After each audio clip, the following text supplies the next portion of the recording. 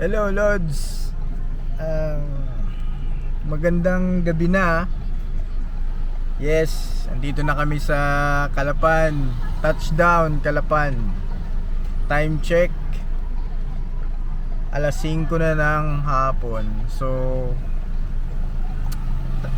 talagang tukma yung schedule no. Actually umalis kami na 15 minutes earlier sa schedule. So ang schedule sana ng Montenegro ay 3 PM, pero umalis kami ng mas maaga doon. At magaling, on time po yung dating. So kakalabas lang namin ang port at ngayon hinihintay ko lang si Mrs. Nag-withdraw lang po at nagugutom daw siya. Ikakakain niya lang ng manok kanina sa barko, 2 hitay dinali nun. So yung lugar, ito yung lugar Lods.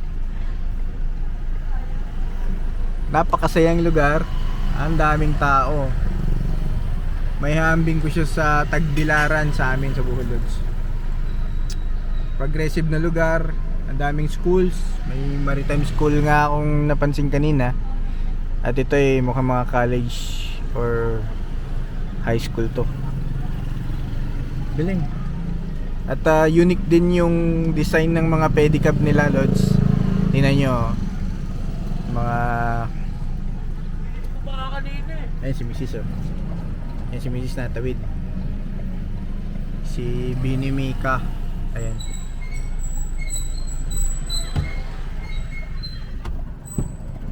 Sa aking love, wala na yabo ang kape.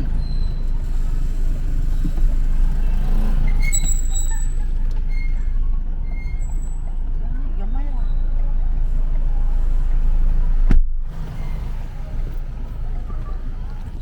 So Lods, andito na si Mrs.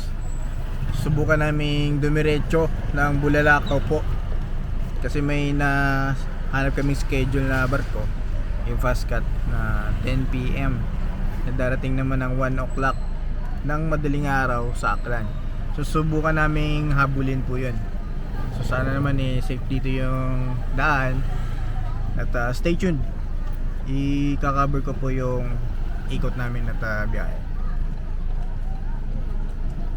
So see you later.